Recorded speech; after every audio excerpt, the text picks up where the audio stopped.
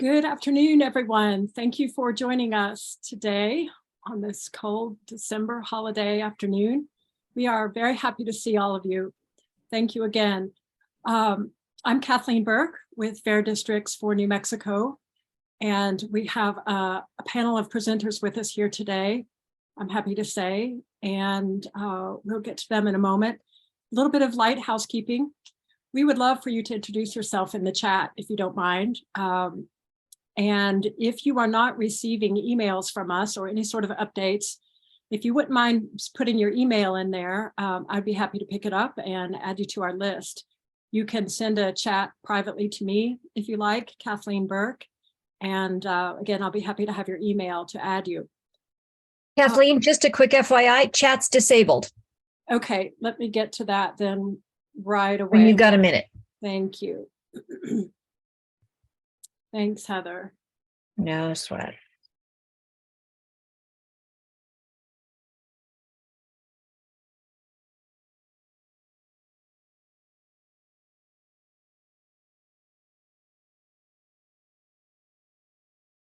So let me come back to that in a moment. Let me kick off our speakers and then I'll come back to enabling the chat. So just before I do that, I am the project coordinator for Fair Districts New Mexico, now in my 4th year working for this organization. We are a project of the League of Women Voters of New Mexico, and we've been in operation since 2019. And we're at a great place this year going into 2023. Our speakers are going to talk about that, what our plans are. And our primary funder is the Thornburg Foundation. And they have been funding us since 2019, and they carry the bulk of the load of making sure that we have the money to do what we do, which is we work for a fair redistricting process in the state of New Mexico. I think you might all be aware of that.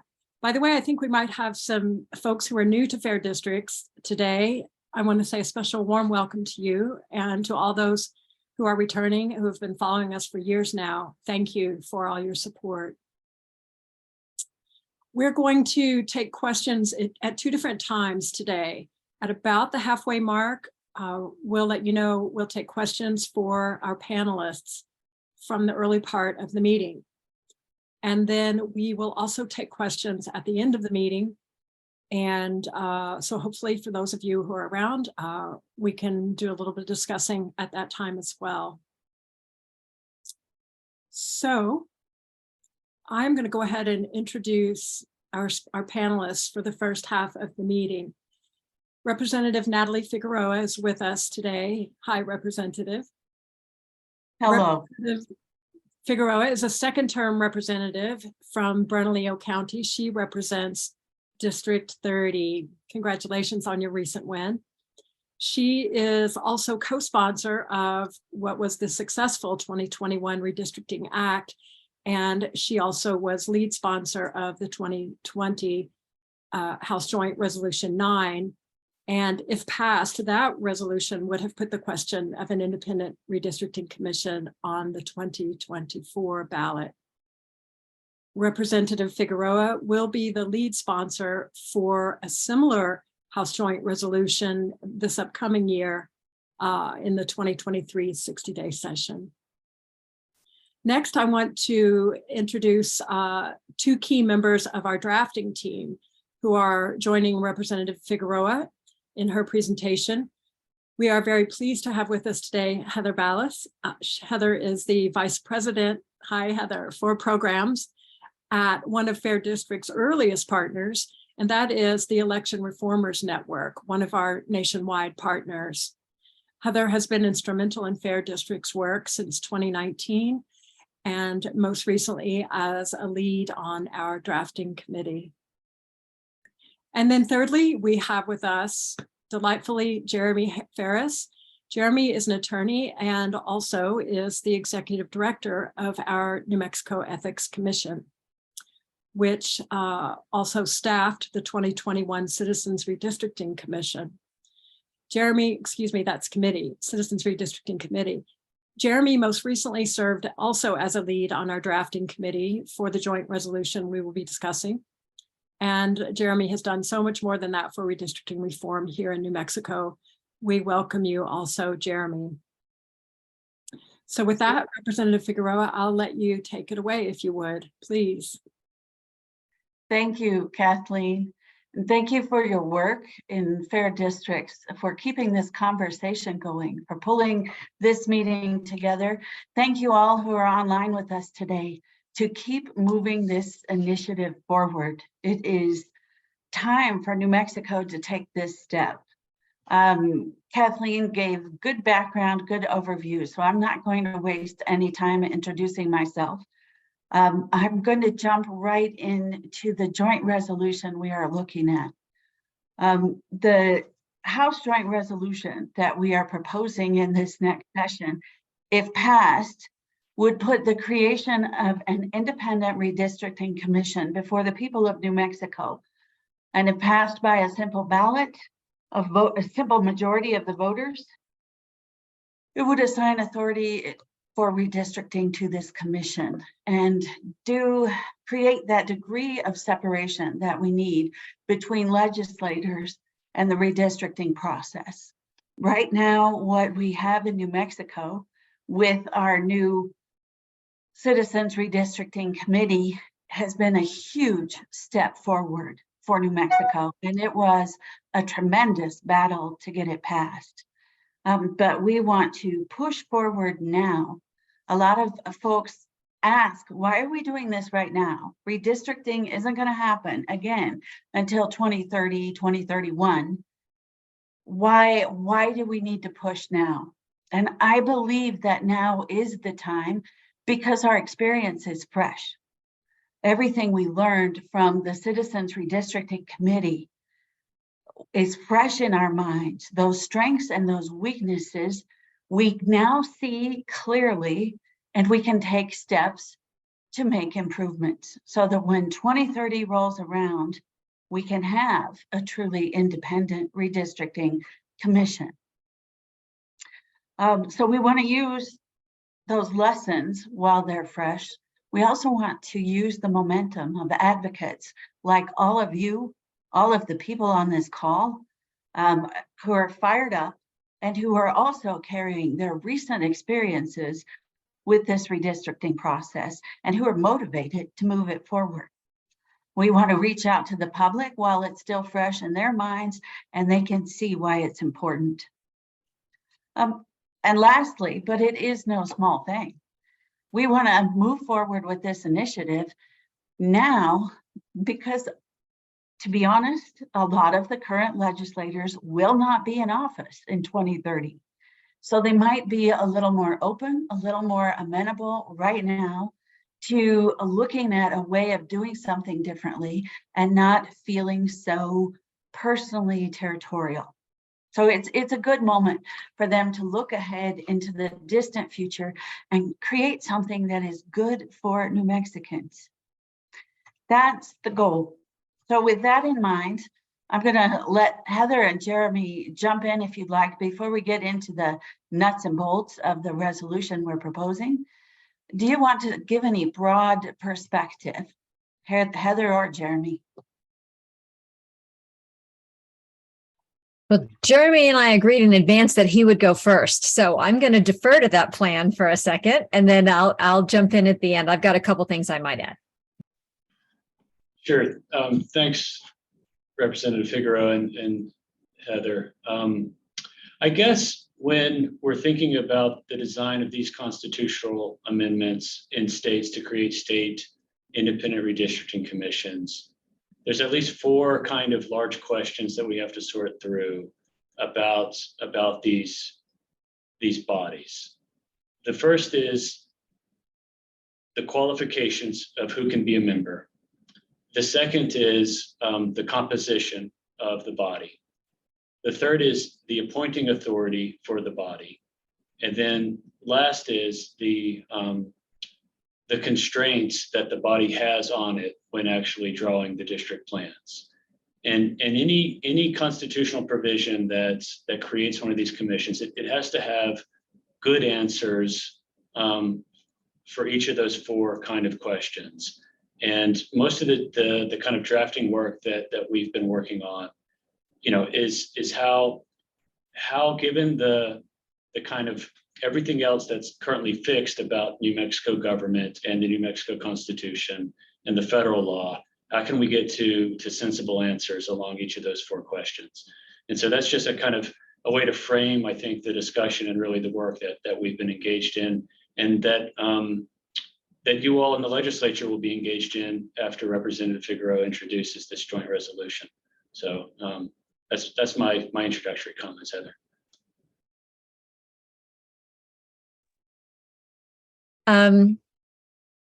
The things that I might just quickly add to that are just that, when we think about redistricting reform in this country, there's different ways to imagine that can happen. Some people have said, well, the only way that we really get redistricting reform in a good way is we pass it federally. And that's been an argument that's been made here in New Mexico, that we'll get behind redistricting reform, but only when it happens in Washington, so that everybody has to pass it. And I'm going to share from the perspective where I sit with Election Reformers Network. We think that federal bill is a good idea to run as many times as we can run it, but it is not likely to be the path for a solution to this problem in the foreseeable future. It is likely to be a state-by-state activity. And some people have said that the window to pass redistricting reform is by 2024. I've had some say that we might be able to stretch it in some states as far as 2025, but people tend to take the same approach that Representative Figueroa did, which is if we pass it now, while people, one, don't know who's in office, two, don't know who's in power, or three, are hedging their bets that they themselves might not be in power in 10 years, well, then we have a shot at state-based legislation. There are 6 other states across the country that have bills kind of like ours. And in my shop, we jokingly call New Mexico one of the half-a-loaf states. We got about halfway there with the citizen redistricting bill, and the states that are like us, that have more to go, include New Jersey, Missouri, Utah, Pennsylvania, New York, Ohio, and Virginia. And it is my view that New Mexico can be a leader to all of the rest of them if we get this done now, and then we can be the role models to our peers and provide tech support to them as they try to get it done, also on this pretty aggressive timeline. The other thing that I would just share from kind of a high-level perspective is that it's really interesting to me to think about the ways that as a country, our peer democracies have solved this problem way better than we have. Some of the folks at the League of Women Voters know I have a separate presentation that I sometimes give that is titled "The U.S. is not normal." And in one of the examples of how the U.S. is not normal is our approach to redistricting. And so among the new democracies across the globe, almost all of them handled this from the get-go. They took partisanship out of redistricting process from the foundation of their nations. And then the older democracies, including the UK, Canada, Japan, Ireland, and France, all legally changed nationally this system so that they are not placing their partisan elected officials in the position of protecting their own seat versus protecting the views of the voters, or the fair representation of the voters. So I provide those kind of like high-level context remarks, and I'll hush and let the representative tell us a little bit more about the specifics of the bill, or wherever we're going next. Kathleen. I think we can jump right into specifics, Kathleen, unless you wanted to pause for any reason. Not at all. Please carry on. Thank you. Okay. All right. So with that broad view that we want fair, transparent representation, we want to remove it as far as we can from the politicization, the partisanship. How do we do it in New Mexico? The Citizens Redistricting Act that we passed was a great first attempt, but we hit that wall. we wanted those maps when the intent, Representative Dow and I wrote that bill, the intent was to have this independent redistricting committee create maps. And just period, create the maps. And that's not going to work in New Mexico unless we change the Constitution, because the Constitution right now reads that the legislature has that responsibility. So we did the best we could. We had the Independent Redistricting Committee create maps in the plural, and the legislature choose one. And we couldn't even require that the legislature choose one without power to change. We couldn't get that through. So this is what we're looking at now. How do we remove from the political process, as far as we can, the ability to draw districts from the hands of the legislators themselves? So the House Joint Resolution that we are going to propose would have the Ethics Commission of the state of New Mexico solicit applications from qualified electors. Jeremy mentioned their qualifications. What are the qualifications? That's one of the questions we have to answer. They need to be qualified electors in the state of New Mexico. And then there are prohibitions limiting who they can be.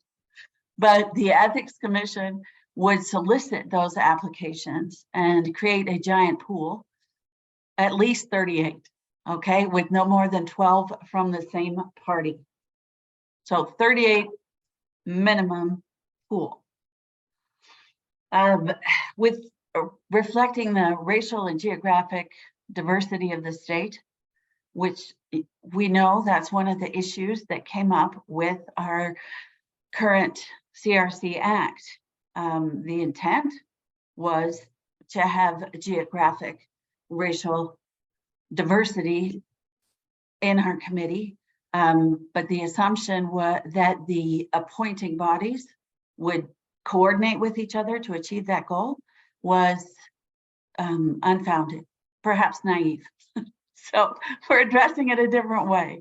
We are having the Ethics Commission solicit this pool of applicants, make sure that diversity is in there, make sure not more than 12 are from the same party, that they cannot be or have been elected officials within the last 10 years.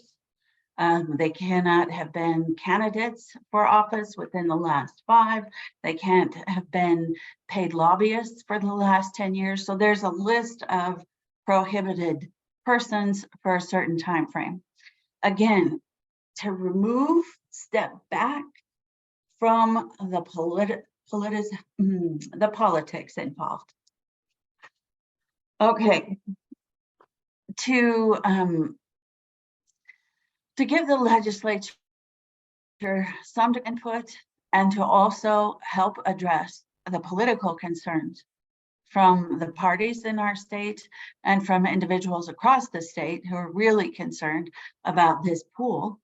The leadership, the president pro tem of the Senate and the Senate minority leader, the House Speaker and the House minority leader, those 4 individuals may each strike up to 2 applicants. So a total of 8 folks can be stricken from that pool of 38. So we might potentially then have a pool of 30.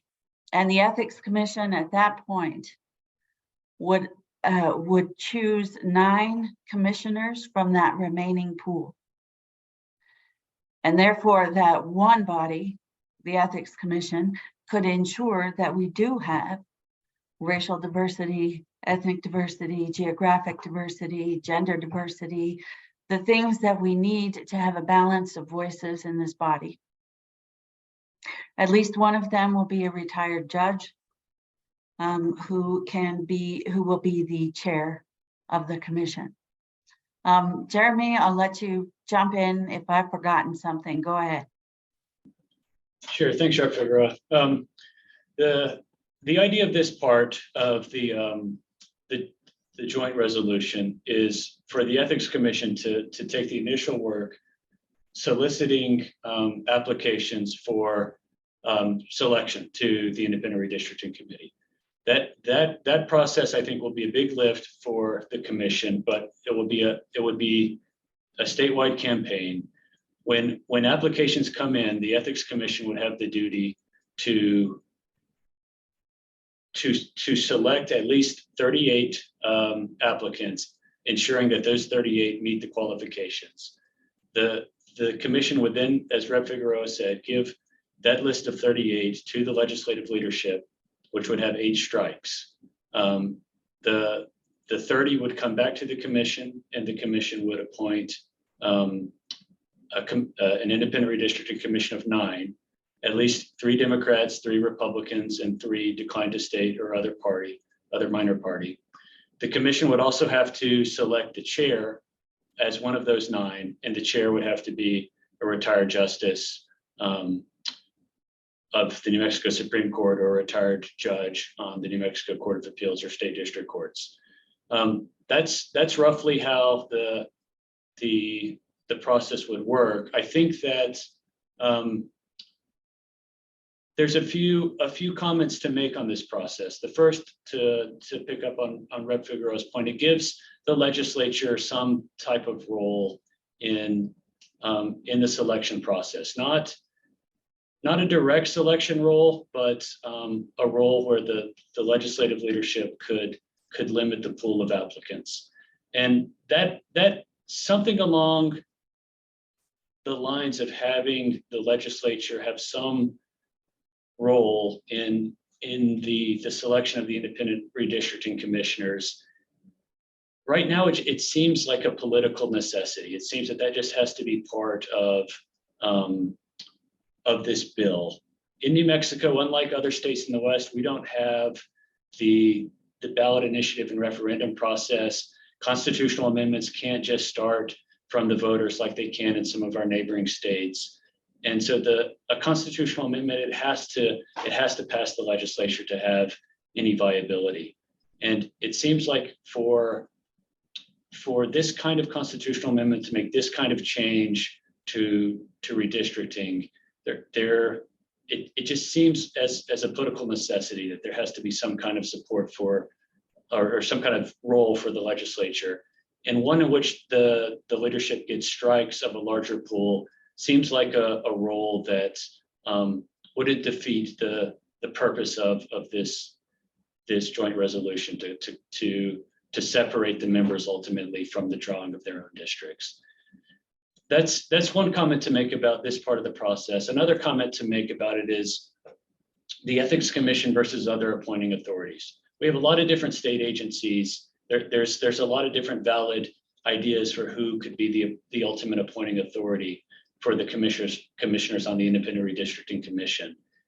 The best argument for why it ought to be the State Ethics Commission, I think, is unlike all of the other state agencies, to my knowledge, the Ethics Commission is the sole state agency that has a bipartisan quorum and consent requirement, which is to say that the commission can't meet, it can't take any action at all unless of the 7-member State Ethics Commission, the action has the consent of 2 Democratic appointed members of the Ethics Commission and 2 Republican appointed members of the Ethics Commission. And so that bipartisan quorum and consent requirement, it kind of puts the Ethics Commission in a little bit different place with respect to making actions that of necessarily under law have to be bipartisan. And to my knowledge, again, no other state agency or potential appointing authority has that kind of safeguard. And so that's why it seems, at least from our discussions on the drafting team, why the State Ethics Commission stands out. So Rep. Figueroa, that's kind of my gloss on your presentation of this part of the joint resolution. Go ahead, Heather.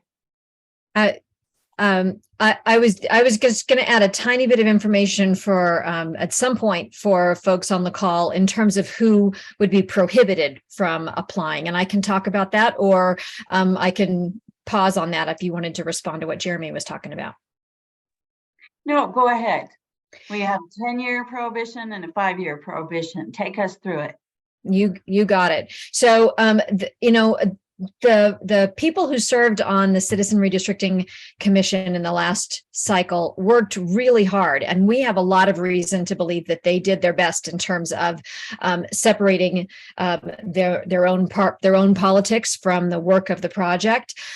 But you can't help people having been worried about the makeup of that group, given how many of them were either former lawmakers or closely affiliated with political parties. And so this version of the bill, the constitutional amendment, would create some pretty clear boundaries around who could and couldn't serve. And that includes a 10-year ban on federal and state elected officials, as well as a 5-year ban on local elected officials, a 10-year ban on direct relatives of the state and federal elected officials, a 10-year ban on people who have been a political party officer, so a party chair, and a 5-year ban on people who have been employees or contractors for a candidate, a campaign committee, or a political committee. Also, a 5-year ban on registered paid lobbyists. So that puts a little bit of space between the people that are actively involved in policymaking or trying to influence policymaking, puts a little bit of distance between those people and then the people that are drawing the maps that would select our next round of policymakers. And that's the only thing I'd add. Thanks, Heather. That's a good overview. I'm not sure you mentioned the gubernatorially appointed cabinet secretaries and such. They fall under the 10-year ban. That's right. Thank you. Okay, so we're at the point where now there's this pool of 30. The Ethics Commission has to appoint 9. Well, pool of at least 30. There could be more. And 3 of each of the 2 largest parties in the state at that time. And then 3 who are from any other party or unaffiliated voters. So the division is 3, 3, and 3. That is the committee that will be drawing the maps. Or the commission, I should say. Committee is what we have now. Commission is what we are shooting for. And the guidelines for that commission are very similar to the guidelines that were given to our CRC in terms of standard redistricting practice and asking them to not, or prohibiting them from considering partisan data. But we are also prohibiting them from considering incumbent addresses. And that's tricky, and that's very controversial. And I imagine there's going to be a great deal of discussion about it as it moves through the legislature. But that is how the joint resolution reads at this time. And we can talk pros and cons for just a second here about that particular piece, because it's going to come up. If you remove that knowledge of incumbent addresses, there will be paired up legislators. It will happen. And it could cause a great deal of turnover in our legislature in one election year. And in some ways that's good, right? New ideas, open seats, people involved, voices being heard. That's the pro. The con we're going to hear about, and we have to be able to argue, is that kind of massive turnover could cause instability. There's a loss of institutional knowledge, could cause some gridlock because the people who know how to get things done might be replaced by newbies, and you always want to balance that so progress can keep moving forward. But it's just a hard line to call. And I am supporting not considering incumbent addresses. I think that is important. I think that's important for public trust. And I think that if we have some trade-off in turnover in our legislature, that in the long run, over the 10 years before the next election, it will work out. But that is one difference that people need to be aware of in this joint resolution and our current CRC Citizens Redistricting Committee process. In terms of making maps, Jeremy or Heather, do you want to jump in there?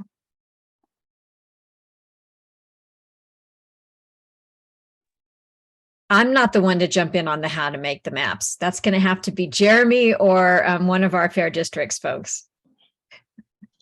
Sure. Yeah, Jeremy, if you want to just give a brief overview on that, that would be great, since we're at the 3:30 mark. But please go ahead.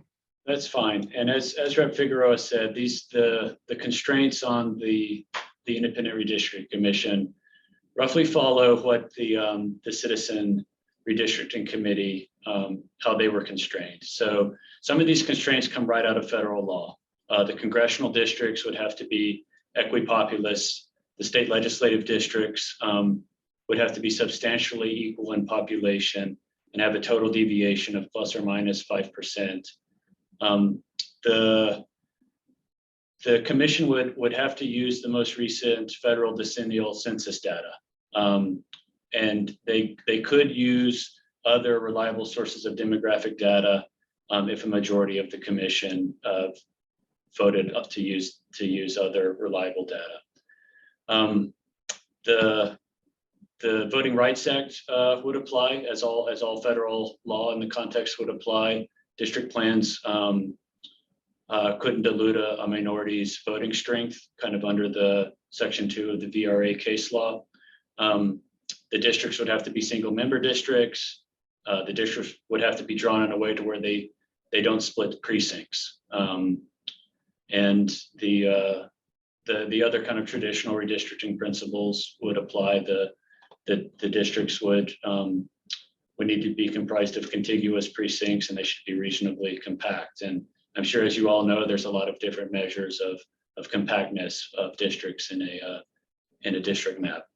So that's all pretty normal fare with respect to the law and principles that apply to independent redistricting commissions as they do their work.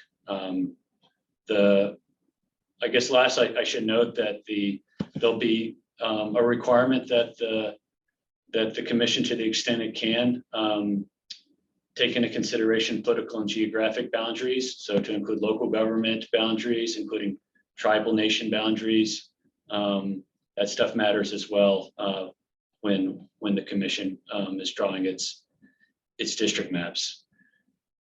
A lot of these desiderata for what we would think of as a good district map will conflict in times, and that's why we have humans doing this and not computer programs.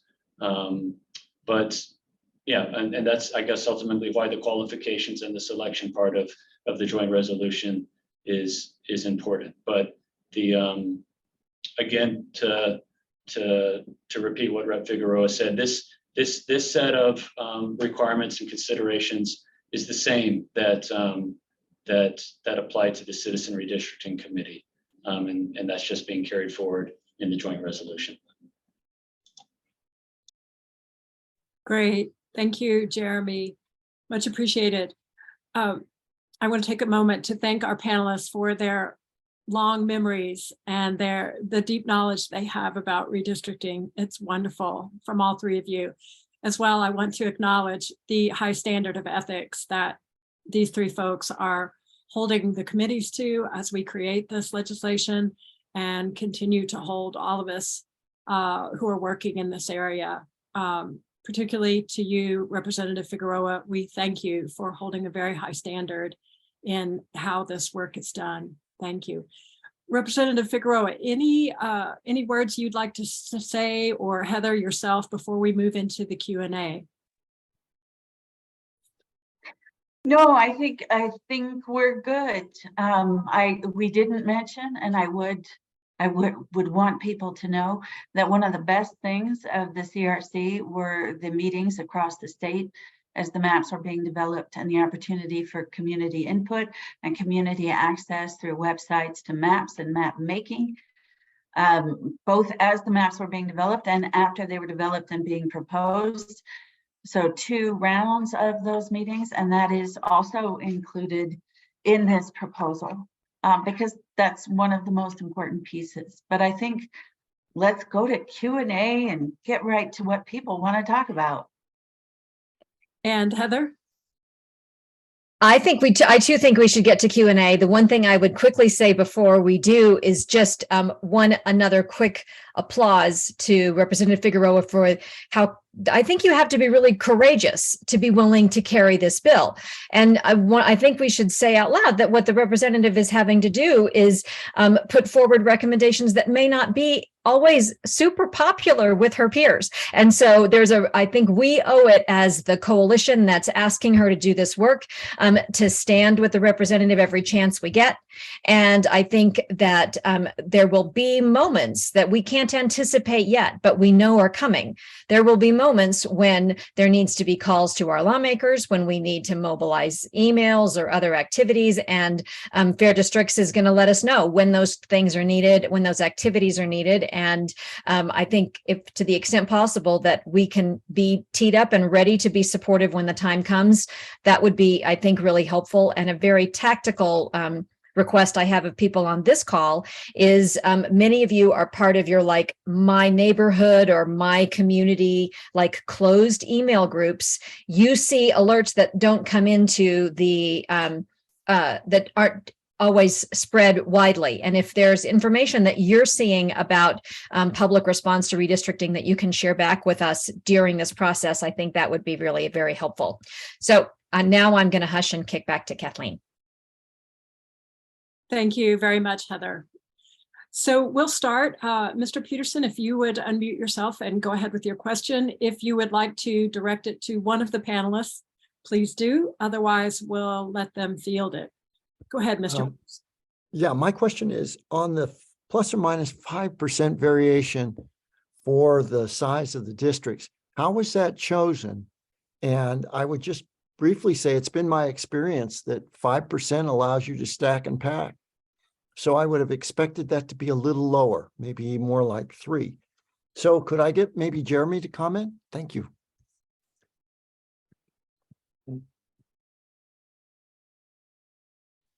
Thanks, Mr. Peterson. Sure. This, I guess this at the moment is this is just a point that there's really not a better way to describe it than a kind of negotiated compromise between different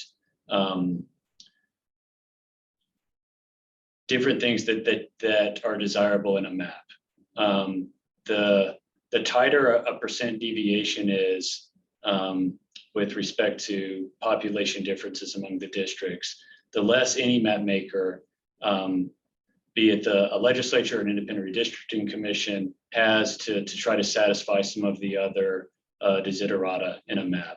And I think I've heard some members of the legislature advocate that number be tighter. I've heard people that served on the CRC advocate that there needs to be room there to enable some of the other desiderata of map making to be satisfied. And so I don't have a brilliant answer to your question as to why plus or minus 5% top to bottom is right. I mean, I could point you to Cox versus Larios, a Supreme Court case about Georgia districts, I think, where the Supreme Court kind of signaled that a 10% deviation is an outer bound. So my understanding of the federal law in this area is that this is consistent.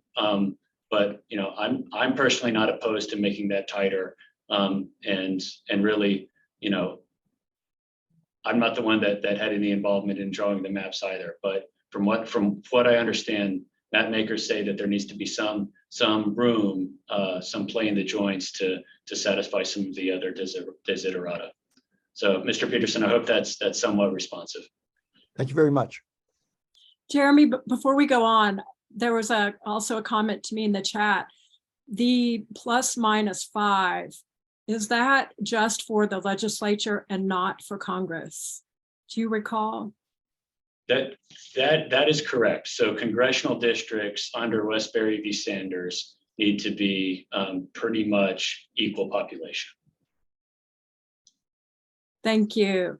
Okay, Thank you for that. And we'll go to Mr. Dodson. If you'll unmute yourself, welcome. Yes, thank you. I have three things.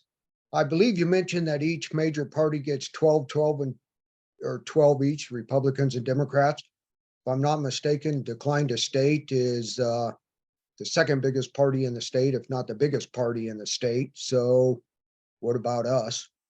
And then I would recommend that every party have every recognized party in New Mexico, which is no small feat to become a recognized party in New Mexico, have at least one member. And then I was involved with the Redistricting Commission, and I don't recall anyone under the age of 50 on the commission. So I would even put into the law to avoid discrimination that from each decade, whatever, there be some representation, because for 20-year-olds, or let's say 18 to 28, 0 representation, 28 to 38, 0 representation, 38 to 48, maybe 1, but I think 0. We can do a lot better, especially if you're looking to be the ones that other states look to, or the federal government looks to. Thank you, Mr. Dodson. Would any of the panelists care to comment?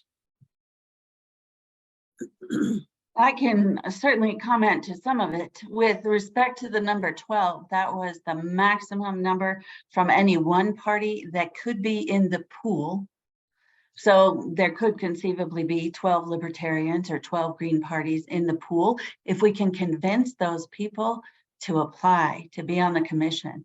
And that is going to be a huge job that we're going to need everybody to do in the year 2030 to make sure fabulous, qualified people from all of these different groups apply to be in that pool. That's essential.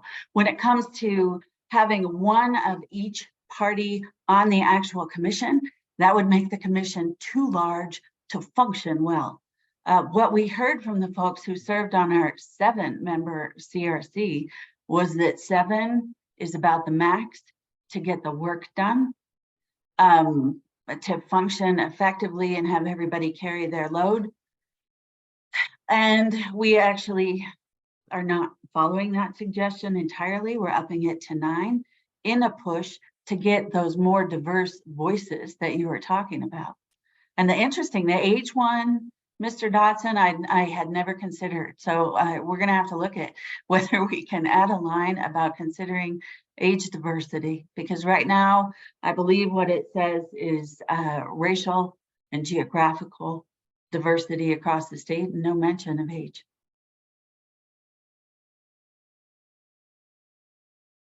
Okay.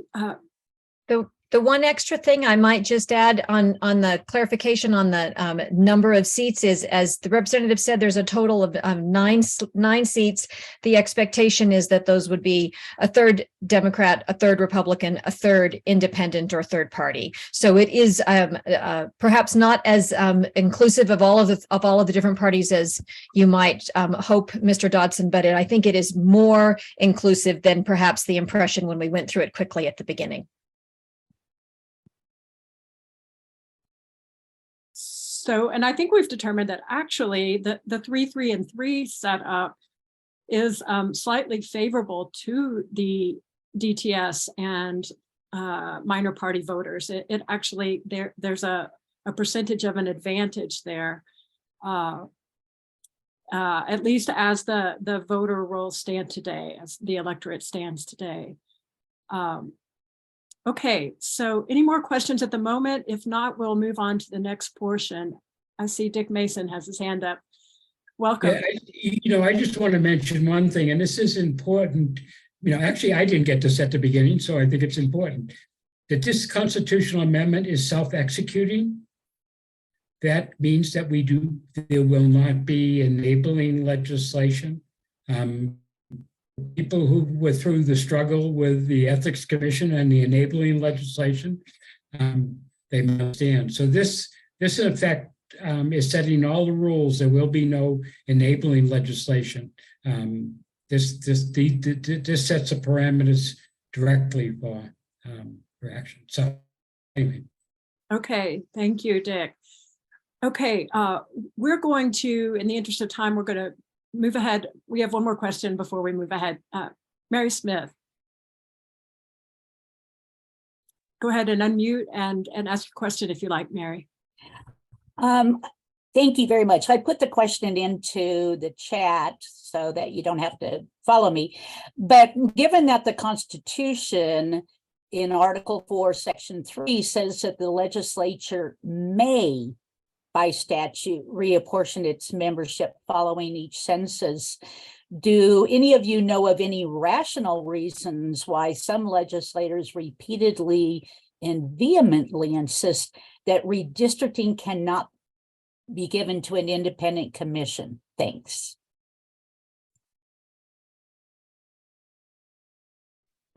Oh, Jeremy, go ahead. If you have your Constitution in front of me, I don't have mine now, but it's another section, Mary, of the Constitution that I believe probably the legislators are referring to. Go ahead, Jeremy. So, yeah, thanks, Mary. I guess I take that the constitutional meaning there to be that the Constitution grants the legislature the authority to reapportion its membership to draw the district maps. And I guess that authority, there's kind of a subsequent legal question as to whether or not the legislature could delegate that authority by statute to an independent commission, and then tie its hands in terms of not reviewing what that statutorily created commission could do. And that kind of raises hypothetical questions about different ways that the Redistricting Act could have come out with respect to the Citizen Redistricting Committee. But because the Constitution kind of is clearly a grant of authority to the legislature to draw the district maps, I think in order to kind of cleanly and securely move that authority elsewhere to, say, an independent redistricting commission, you have to do something like this. You have to pass a constitutional amendment that creates another body and tasks it with doing the job, and then removes the authority from the legislature correspondingly. So I think the approach here is maybe the legally most sound way to do it. And I hope that's responsive. It is. Thank you so much, Jeremy. Great. Okay. Then we shall move on. I thank you, Mary Smith, for that. And thank you all panelists for your answers. Moving on, just want to make a quick nod to those of you who are here today from our partner organizations. Quite a few of you are here. Mr. Valdez from Vecinos United, Evelyn Vinogradov from Central New Mexico Democrats. We have Mr. Rager, Kurt Rager from Lutheran Advocacy Services. I might not have that name exactly right. Sorry. We have Mason Graham from Common Cause. And I'm sure there are others. Please raise your hand if I've missed you. Of course, we have Hannah with the president of the League of Women Voters of New Mexico here. Thank you for joining us, Hannah. Hannah is also one of the co-directors of this project. Kathleen, you also have Representative-elect Block here. So you have another incoming member of the legislature. Great. Thank you, Representative Block. So glad you joined us today. Welcome. Please chime in at some point if you care to. We'd love to hear from you. Thank you. I will. Thank you. Okay, so we will move on to the next portion. Panelists, you are welcome to stay if you're able. I know you all have busy schedules. Please stay if you can. If not, we understand. We're glad to have had you here for a half hour. So moving on, Dick Mason is our next presenter. Dick is co-project leader for Fair Districts New Mexico, along with Hannah Burling, who I just introduced to you. Hannah, again, is the League president, the League of Women Voters of New Mexico. Dick Mason is also the voting and elections director for the League of Women Voters of New Mexico. And Dick has been heading up Fair Districts for New Mexico, as many of you know, for going on 4 years now, I believe. perhaps more. And Dick, we thank you for all your service to this work and look forward to more of that as we go into the session. Dick's going to talk about strategy as we move forward into January. So Dick, I turn it over to you, please. Okay, thank you, Kathleen. Again, thank you to the panelists and thank you for all the partners who are on there. I should also mention that Cedric Page is on the call. Cedric was co-chair of the New Mexico First Redistricting Task Force that looked at and recommended Independent Redistricting Commission. So, okay, you know, a poll in March of 2022 of likely voters, 500 likely voters by BSP Research found that 77% of those polled wanted an independent redistricting commission, and only 12% opposed. So what we are asking is that the New Mexico legislature listens to the voters of New Mexico and pass a House Joint Resolution that allows the voters of New Mexico to decide whether they want an independent redistricting commission. We know for years the polling on the State Ethics Commission was comparable, and it took a great struggle for them, you know, to finally get it through and get the State Ethics Commission passed. And now we have an effective State Ethics Commission. So, but we're going to need your help to pass this House Joint Resolution. Heather Balas raised some of the things that we'll be asking for.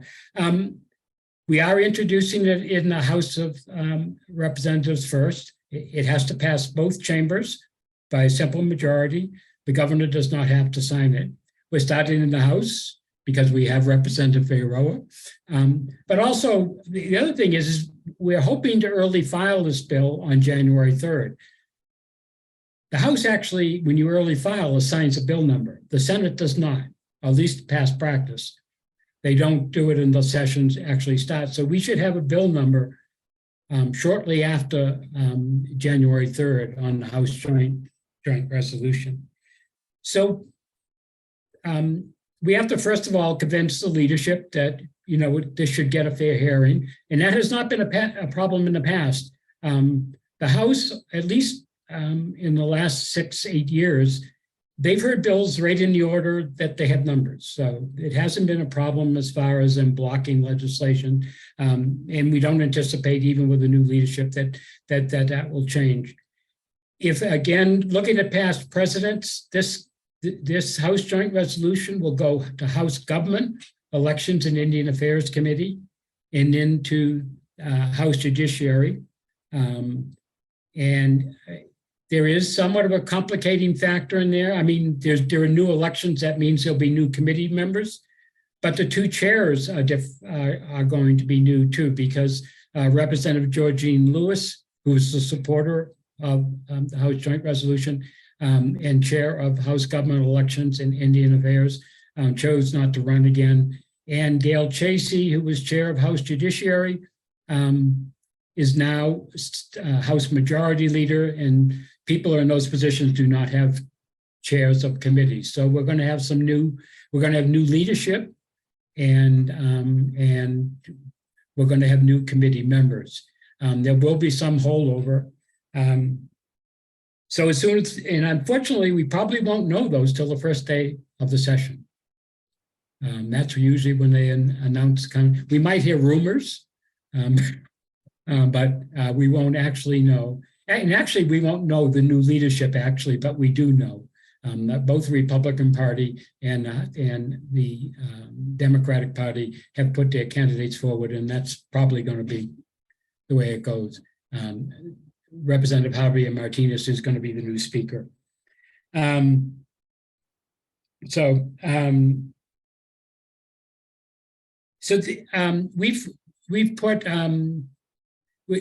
We've actually polled over the last 8 months, starting with the primaries, members, candidates and members, and we've gotten responses from people of whether they'll support an independent redistricting commission or redistricting reform in some cases, depending how the question was asked.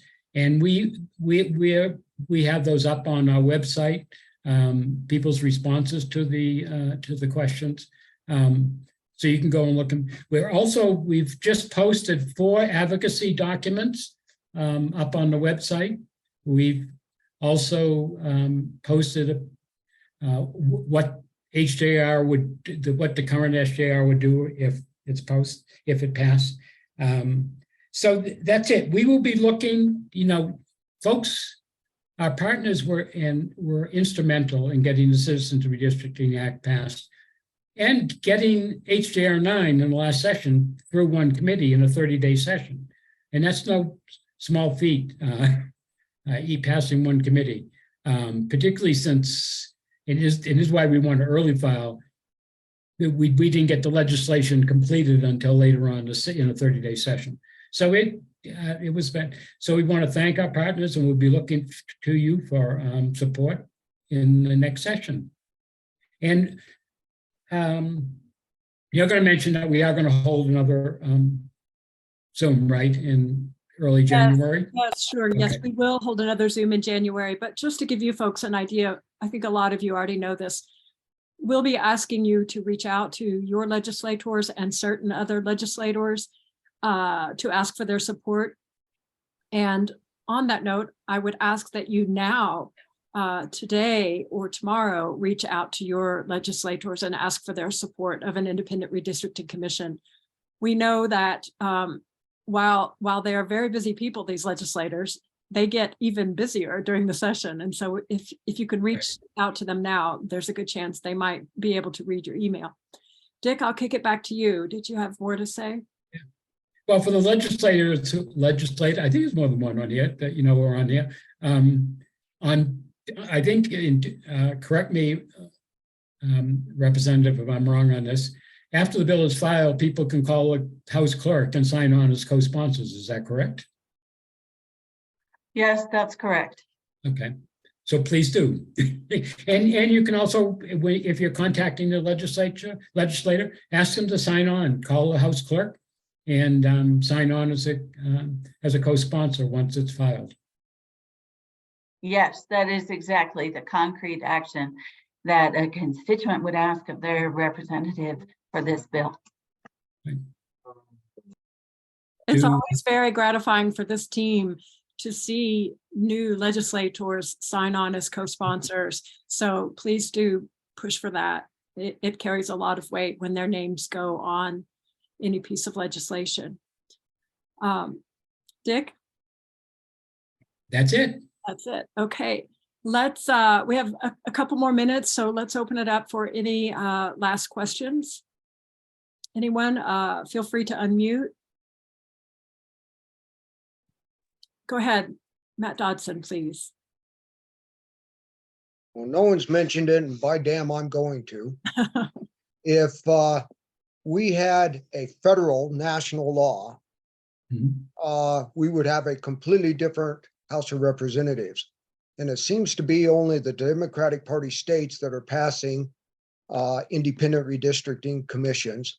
And therefore, there are some states that are really off balance that has given the House of Representatives, federal House of Representatives, to a different party. And if California didn't have their damn redistricting commission, independent, to counter the other ones that do, I mean, see how this could be shooting ourselves in the foot. Can I answer that first? I mean, the League of Women Voters is a good government group, as is Common Cause and some of the other partners. That we believe in a fair redistricting process, and yes, we League, Common Cause, and other supported HR1 that would have done this nationally, but the New Mexico has a chance to put an example out there of how fair redistricting can be done. We believe that we should follow that and take that opportunity. So.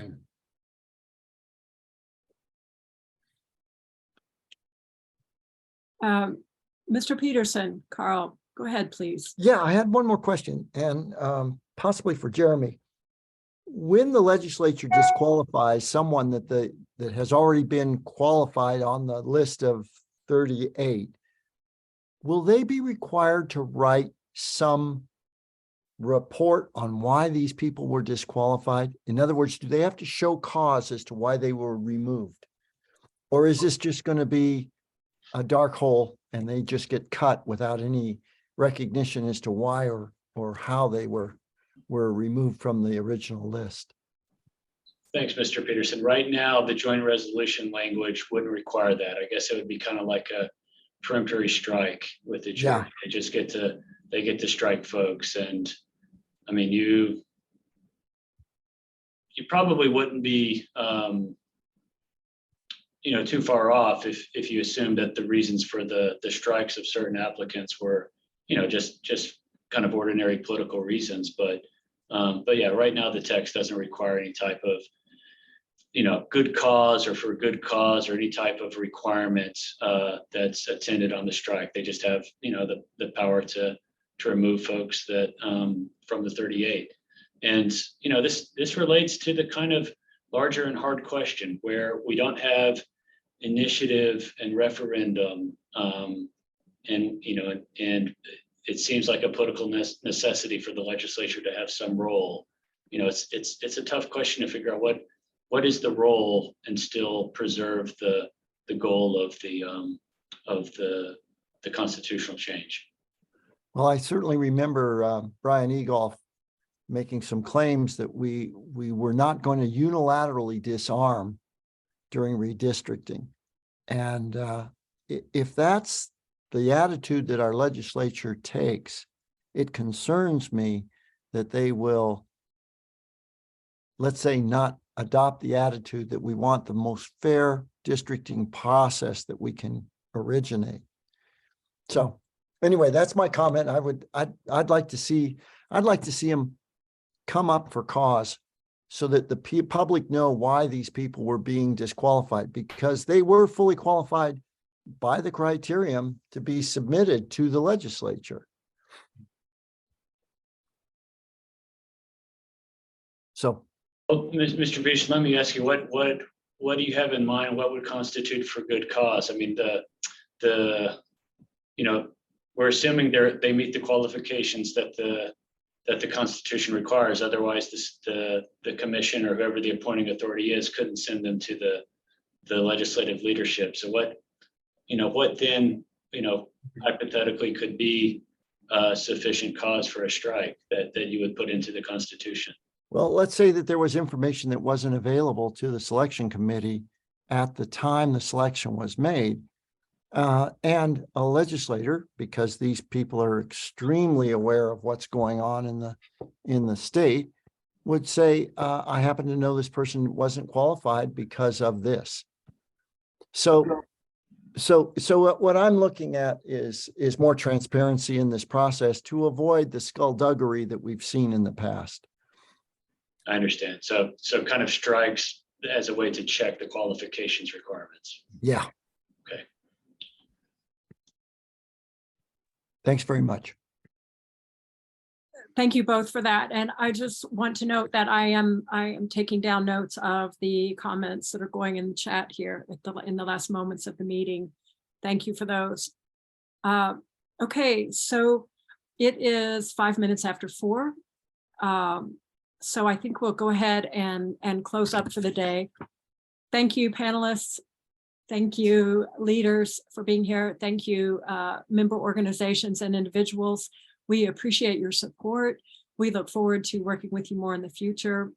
We'll keep you updated as things unfold. Thank you especially to Representative Figueroa for all your hard work, and also to Jeremy Farris, to Heather Balas, to Dick Mason, to Hannah Burling, and to all of you who are here with us today. Thank you. Have wonderful holidays, and we'll talk to you again soon. Thank y'all. Thank you. Thanks.